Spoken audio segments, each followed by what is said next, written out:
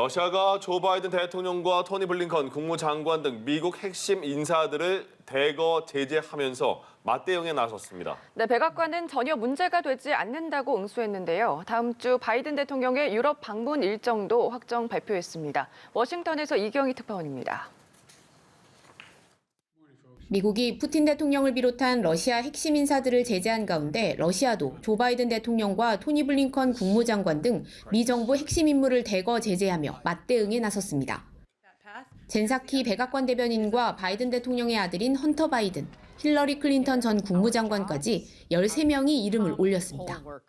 러시아 외무부는 러시아 고위공직자들의 미국 입국을 금지하는 등 유례 없는 제재 조치에 대한 대응으로 상호주의에 근거해 바이든 대통령 등에 대한 조치를 취한다고 밝혔습니다. 주스틴 트루도 캐나다 총리를 비롯한 캐나다 정부 고위 인사 및 의원 300여 명에 대해서도 입국 금지 제재를 내렸습니다.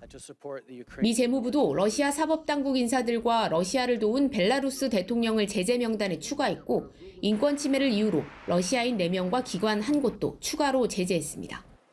백악관은 러시아의 맞불 제재 발표에 대해선 전혀 타격이 없다고 응수했습니다.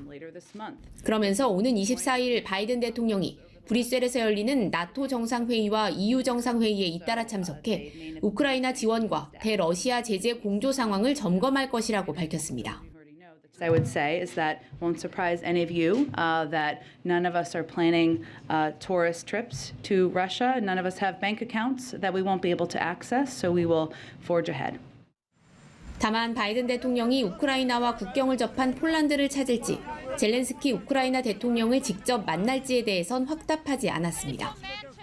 바이든 대통령은 또 현지 시간 16일 젤렌스키 대통령의 미 의회 화상연설이 끝나면 일종의 화답 연설을 통해 136억 달러 규모의 우크라이나 지원 계획을 설명할 것으로 알려졌습니다.